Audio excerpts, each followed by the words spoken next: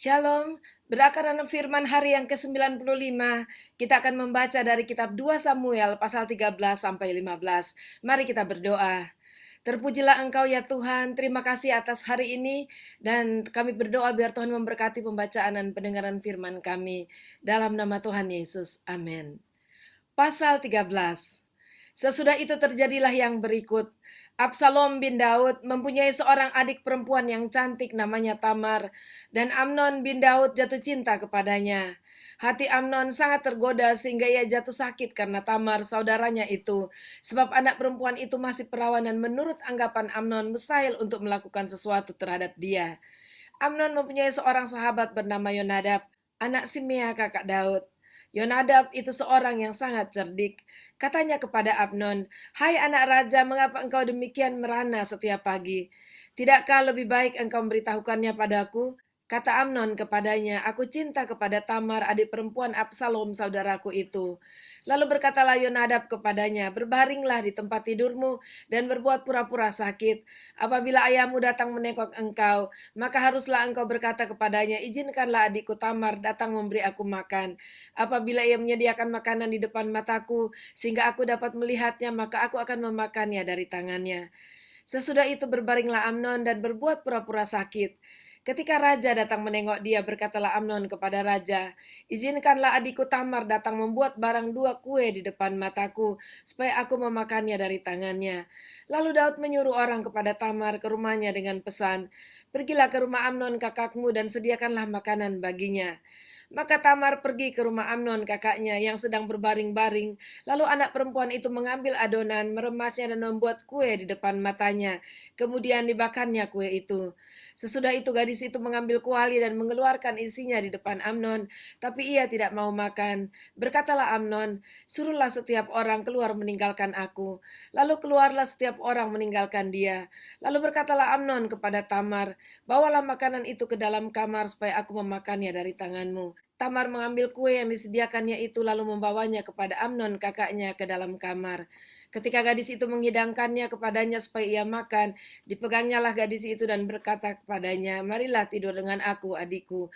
Tapi gadis itu berkata kepadanya, "Tidak kakakku, jangan perkosa aku, sebab orang tidak berlaku seperti itu di Israel. Janganlah berbuat noda seperti itu. Dan aku kemanakah aku bawa kecemaranku, dan engkau akan dianggap sebagai orang yang bebal di Israel. Oleh sebab itu berbicaralah dengan raja, sebab ia tidak akan menolak memberikan aku kepadamu." Tetapi Amnon tidak mau mendengarkan perkataannya, dan sebab ia lebih kuat daripadanya, diperkosanyalah dia lalu tidur dengan dia. Kemudian timbullah kebencian yang sangat besar pada Amnon terhadap gadis itu. Bahkan lebih besar benci yang dirasanya kepada gadis itu daripada cinta yang dirasanya sebelumnya. Lalu Amnon berkata kepadanya, "Bangunlah, enyahlah." Lalu berkatalah gadis itu kepadanya, "Tidak kakakku, sebab menyuruh aku pergi adalah lebih jahat daripada apa yang telah kau lakukan kepadaku tadi." Tetapi Amnon tidak mau mendengarkan dia. Dipanggilnyalah orang muda yang melayani dia, katanya, "Suruhlah perempuan ini pergi daripadaku dan kuncilah pintu di belakangnya." Gadis itu memakai baju kurung yang maha indah, sebab demikianlah putri-putri raja yang masih perawan berpakaian baju kurung panjang. Kemudian pelayan itu menyuruh dia keluar lalu mengunci pintu di belakangnya. Lalu Tamar menaruh abu di atas kepalanya, mengoyakkan baju kurung yang maha indah yang dipakainya, meletakkan tangannya di atas kepalanya, dan pergilah ia sambil meratap dengan nyaring. Bertanyalah Absalom kakaknya kepadanya, "Apakah Amnon kakakmu itu bersetubuh dengan engkau? Maka sekarang adikku, diamlah saja. Bukankah ia kakakmu? Janganlah begitu memikirkan perkara itu." Lalu Tamar tinggal di rumah Absalom kakaknya itu seorang diri. Ketika segala perkara itu didengar Raja Daud, sangat marahlah ia. Dan Absalom tidak berkata-kata dengan Amnon, baik tentang yang jahat maupun tentang yang baik. Tapi Absalom membenci Amnon, sebab ia telah memperkosa Tamar adiknya. Sesudah lewat 2 tahun, Absalom mengadakan pengguntingan bulu domba di Baal-Hasor yang dekat kota Efraim. Lalu Absalom mengundang semua anak raja. Kemudian Absalom menghadap raja lalu berkata, "Hambamu ini mengadakan pengguntingan bulu domba. Kiranya raja dan pegawai-pegawainya ikut bersama-sama dengan hambamu ini." Tapi raja berkata kepada Absalom, "Maaf anakku, jangan kami semua pergi, supaya kami jangan menyusahkan engkau." Lalu Absalom mendesak, tetapi raja tidak mau pergi. Ia hanya memberi restu kepadanya. Kemudian berkatalah Absalom, "Kalau tidak, izinkanlah kakakku Amnon pergi beserta kami." Tapi raja menjawabnya, "Apa gunanya ia pergi bersama-sama dengan engkau?" Tetapi ketika Absalom mendesak, diizinkanlah Amnon dan semua anak raja pergi beserta dia. Lalu Absalom memerintahkan orang-orangnya demikian, "Perhatikan, apabila hati Amnon menjadi gembira karena anggur, dan aku berkata kepadamu, paranglah Amnon, maka haruslah kamu membunuh dia. Jangan takut, bukankah aku yang memerintahkannya kepadamu? Kuatkanlah hatimu dan tunjukkanlah dirimu sebagai orang yang gagah perkasa." Orang-orang Absalom memperlakukan Amnon seperti yang diperintahkan Absalom. Lalu bangunlah semua anak raja itu, mereka menaiki bagalnya masing-masing dan melarikan diri. Mereka masih di tengah jalan ketika kabar sampai kepada Daud demikian. Absalom telah membunuh semua anak raja, tidak ada seorang pun dari mereka yang lolos. Lalu bangunlah raja, dikoyakkanlah pakaiannya dan berbaring di lantai, dan semua pegawainya yang hadir padanya mengoyakkan pakaian mereka. Maka berbicaralah Yonadab anak Simea kakak Daud, katanya, "Janganlah tuanku menyangka bahwa semua orang muda anak-anak raja itu telah dibunuh. Hanya Amnon yang mati, sebab hal itu telah terlihat pada air muka Absalom sejak Amnon memperkosa Tamar adiknya. Jadi janganlah tuanku raja menaruh pikiran dalam hatinya bahwa semua anak raja itu sudah mati, sebab hanya Amnon yang mati." Absalom melarikan diri. Ketika orang yang berjaga-jaga melayangkan pandangnya, maka terlihatlah olehnya sejumlah besar orang datang dari jurusan Heronaim sepanjang sisi pegunungan. Berkatalah Yonadab kepada raja, "Lihat, anak-anak raja datang, benar seperti kata hambamu ini." Baru saja ia habis berkata, datanglah anak-anak raja itu. Mereka menangis dengan suara nyaring, juga raja dan semua pegawainya menangis dengan amat keras. Absalom telah melarikan diri dan telah pergi kepada Talmai bin Amihur, raja negeri Gesur, dan Daud berduka cita berhari-hari lamanya karena anaknya itu. Absalom telah melarikan diri dan telah pergi ke Gesur. Ia tinggal di sana 3 tahun lamanya. Lalu raja tidak lagi marah terhadap Absalom, sebab kesedihan hatinya karena kematian Amnon telah surut. Pasal 14. Ketika Yoab anak Seruya mengetahui bahwa hati raja merindukan Absalom, maka ia menyuruh orang ke Tekoa menjemput dari sana seorang perempuan yang bijaksana. Lalu ia berkata kepada perempuan itu, "Berlakulah pura-pura berkabung dan pakailah pakaian berkabung. Janganlah berurap dengan minyak dan berlakulah seperti seorang perempuan yang telah lama berkabung karena seorang mati." Kemudian masuklah menghadap raja dan berbicaralah kepadanya seperti ini. Lalu Yoab menaruh perkataannya ke dalam mulut perempuan itu. Ketika perempuan Tekoa itu masuk menghadap raja, sujudlah ia dengan mukanya ke tanah dan menyembah sambil berkata, "Tolonglah ya tuanku raja." Raja bertanya kepadanya, "Ada apa?" Jawabnya, "Aku ini seorang janda sebab suamiku sudah mati. Hambamu ini mempunyai 2 orang anak laki-laki. Mereka berkelahi di padang dan karena tidak ada yang memisahkan, maka yang satu memukul yang lain dan membunuh dia. Dan sekarang seluruh kaum keluarga bangkit melawan hambamu ini. Dan mereka berkata, serahkanlah orang yang membunuh saudaranya itu, supaya kami menghukum dia mati, ganti nyawa saudaranya yang telah dibunuhnya itu. Dan supaya kami memunahkan juga ahli waris itu. Mereka hendak memunahkan keturunanku yang masih tersisa itu, dengan tidak meninggalkan nama atau keturunan bagi suamiku di muka bumi.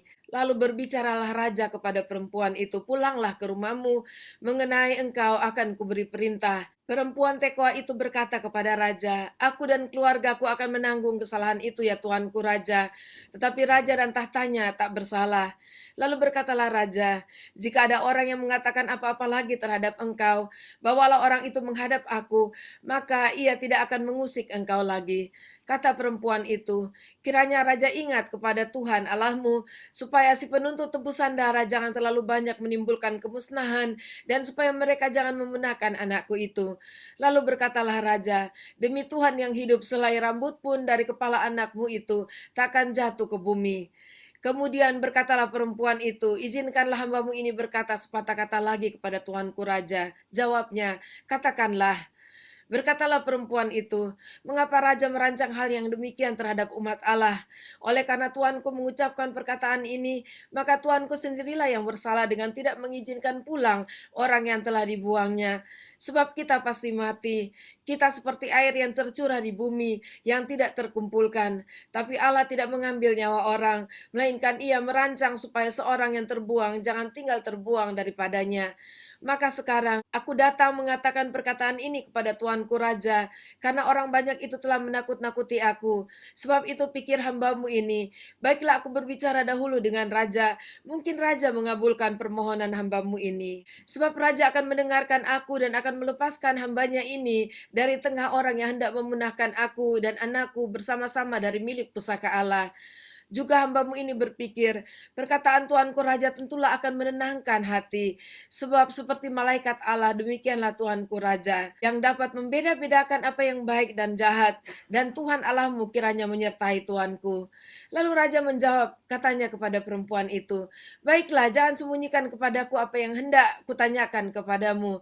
Kata perempuan itu, berkatalah kiranya Tuanku Raja. Kemudian bertanyalah raja, adakah Yoab campur tangan dengan engkau dalam semuanya ini? Perempuan itu menjawab, demi hidupmu tuanku raja, tidaklah mungkin untuk menyimpang ke kanan atau ke kiri dari segala yang tuanku raja katakan. Sesungguhnya hambamu Yoab yang memerintahkan daku, dialah yang menaruh ke dalam mulut hambamu segala perkataan ini. Dengan maksud untuk mengubah rupa perkara itu, maka hambamu Yoab melakukan perkara ini. Tetapi Tuanku bijaksana sama seperti malaikat Allah, sehingga mengetahui semua yang terjadi di bumi. Sesudah itu berkatalah raja kepada Yoab, baik, kukabulkan permohonan ini, pergilah, bawalah kembali orang muda Absalom itu. Lalu sujudlah Yoab dengan mukanya ke tanah, dan menyembah sambil memohon berkat bagi raja. Dan Yoab berkata, pada hari ini hambamu mengetahui bahwa tuanku raja suka kepada hamba, karena tuanku telah mengabulkan permohonan hambamu ini. Lalu bangunlah Yoab, ia pergi ke Gesur dan membawa Absalom ke Yerusalem. Tetapi berkatalah raja, ia harus pergi ke rumahnya sendiri, jangan ia datang ke hadapanku. Jadi pergilah Absalom ke rumahnya sendiri dan tidak datang ke hadapan raja. Di seluruh Israel tidak ada yang begitu banyak dipuji kecantikannya seperti Absalom. Dari telapak kakinya sampai ujung kepalanya tidak ada cacat padanya. Apabila ia mencukur rambutnya, pada akhir tiap-tiap tahun ia mencukurnya karena menjadi terlalu berat baginya.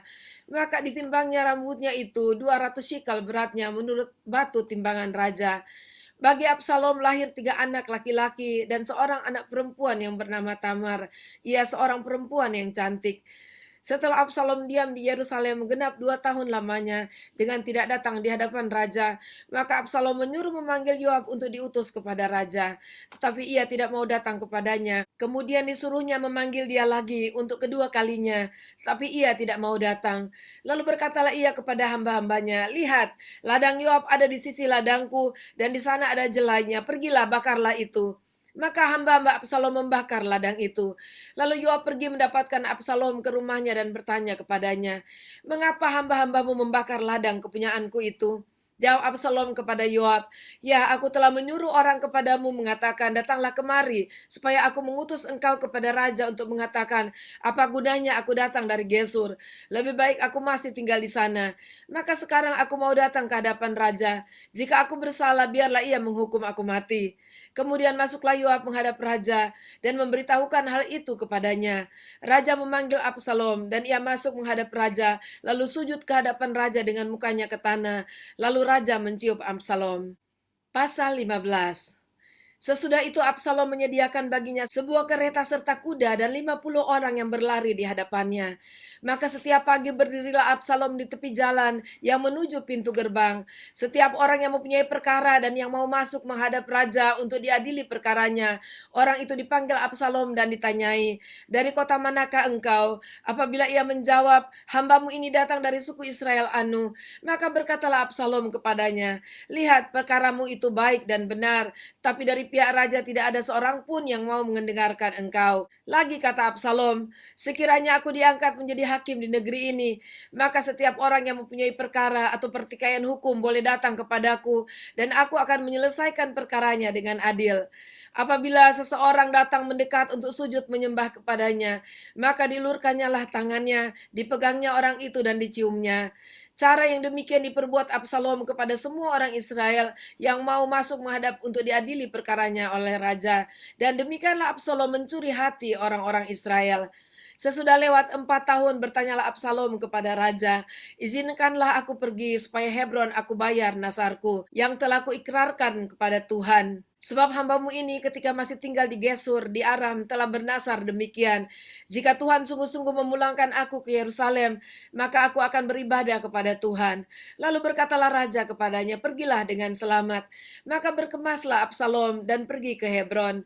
Dalam pada itu Absalom telah mengirim utusan-utusan rahasia kepada segenap suku Israel dengan pesan, segera sesudah kamu mendengar bunyi sangkakala, berserulah, Absalom sudah menjadi raja di Hebron. Beserta Absalom turut pergi 200 orang dari Yerusalem, orang-orang undangan yang turut pergi tanpa curiga dan tanpa mengetahui apapun tentang perkara itu.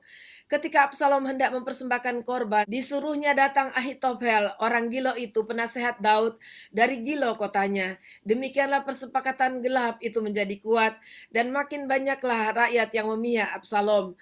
Lalu datanglah seseorang mengabarkan kepada Daud, katanya, hati orang Israel telah condong kepada Absalom.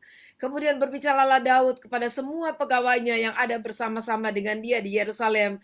Bersiaplah, marilah kita melarikan diri, sebab jangan-jangan kita tidak akan luput daripada Absalom. Pergilah dengan segera, supaya ia jangan dapat lekas menyusul kita dan mendatangkan celaka atas kita dan memukul kota ini dengan mata pedang. Para pegawai raja berkata kepada raja, terserah kepada tuanku raja, hamba-hambamu ini siap. Lalu keluarlah raja dan seisi rumahnya mengiringi dia. 10 orang gundik ditinggalkan raja untuk menunggui istana. Maka keluarlah raja dan seluruh orang-orangnya mengiringi dia. Dekat rumah yang terakhir mereka berhenti, sedang semua pegawainya berjalan melewatinya. Juga semua orang Kreti dan semua orang Pleti. Juga semua orang Gad, 600 orang banyaknya yang mengiringi dia sejak dari Gad berjalan melewati raja. Lalu bertanyalah raja kepada Itai orang Gad itu, mengapa pula engkau berjalan beserta kami?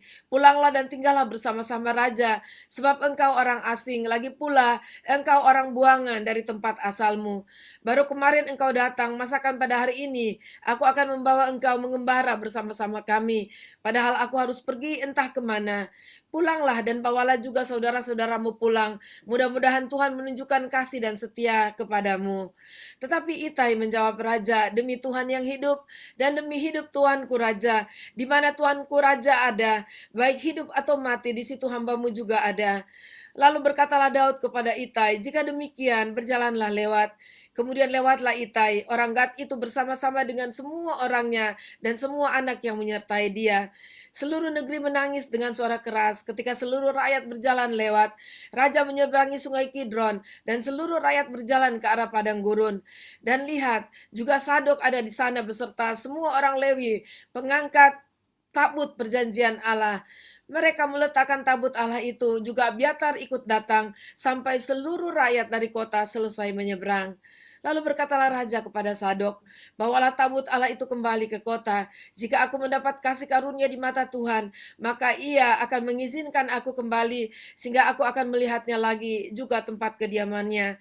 Tetapi jika ia berfirman begini, aku tidak berkenan kepadamu, maka aku bersedia, biarlah dilakukannya kepadaku apa yang baik di matanya.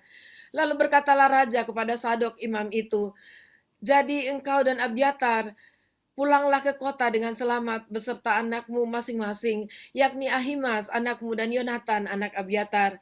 Ketahuilah, aku akan menanti di dekat tempat-tempat penyeberangan ke padang gurun sampai ada kabar dari kamu untuk memberitahu aku. Lalu Sadok dan Abiatar membawa tabut Allah itu kembali ke Yerusalem dan tinggallah mereka di sana. Daud mendaki Bukit Zaitun sambil menangis, kepalanya berselubung dan ia berjalan dengan tidak berkasut. Juga seluruh rakyat yang bersama-sama dengan dia masing-masing berselubung kepalanya, dan mereka mendaki sambil menangis. Ketika kepada Daud dikabarkan demikian, Ahitofel ada di antara orang-orang yang bersepakat dengan Absalom, maka berkatalah Daud, gagalkanlah kiranya nasihat Ahitofel itu, ya Tuhan. Ketika Daud sampai ke puncak, ke tempat orang sujud menyembah kepada Allah, maka datanglah Husai anak Arki mendapatkan dia dengan jubah yang terkoyak dengan tanah di atas kepala. Berkatalah Daud kepadanya, Jika engkau turut dengan aku, maka engkau menjadi beban kepadaku nanti. Tapi jika engkau kembali ke kota dan berkata kepada Absalom, aku ini hambamu, ya Raja. Sejak dahulu aku hamba ayahmu, tapi sekarang aku menjadi hambamu. Dengan demikian engkau dapat membatalkan nasihat Ahitofel demi aku. Bukankah Sadok dan Abiatar imam-imam itu ada bersama-sama engkau di sana? Jadi segala yang kau dengar dari dalam istana raja, haruslah kau beritahukan kepada Sadok dan Abiatar imam-imam itu. Ingatlah, di sana bersama-sama dengan mereka ada kedua anak mereka, Ahimas anak Sadok dan Yonatan anak Abiatar. Dengan perantaraan mereka haruslah kamu kirimkan kepadaku segala yang kamu dengar. Dan tibalah Husai sahabat Daud di Yerusalem tepat pada waktu Absalom masuk ke kota itu. Demikianlah pembacaan dan pendengaran firman kita pada saat ini. Dan sesuatu yang terjadi bagi keluarga Daud, yaitu peristiwa Tamar dan Amnon yang membuat Absalom membunuh Amnon. Dan akhirnya peristiwa Absalom juga menyusul dari peristiwa Tamar dan Amnon ini, yaitu pada saat dia membunuh dia lari, dan kemudian pada saat dia kembali dia melakukan sesuatu yang menentang ayahnya, yaitu dia mencoba mengambil hati rakyatnya dengan menjelekkan ayahnya sendiri. Kita belajar untuk menjadi anak yang patuh dan berbakti kepada orang tua, dan membalas kejahatan dengan kejahatan tidak akan menyelesaikan persoalan, tetapi akan menciptakan persoalan-persoalan besar lainnya. Dan kiranya kita belajar dari pembacaan firman kita pada saat ini. Tuhan memberkati. Mari kita berdoa. Terima kasih Tuhan, kami ingin belajar untuk tidak membalas kejahatan dengan kejahatan. Dan kami juga ingin belajar untuk tidak berlaku seperti Absalom, menentang orang tuanya, dan mencoba mengambil hati, melakukan tindakan-tindakan politik untuk mencuri hati dari rakyat sehingga menyimpang dari kepemimpinan ayahnya. Dan tolonglah kami agar kami tetap berlaku setia kepada Engkau dan melakukan yang benar dalam kehidupan kami. Dalam nama Tuhan Yesus kami berdoa. Amin. Puji Tuhan, Tuhan Yesus memberkati. Sampai jumpa besok.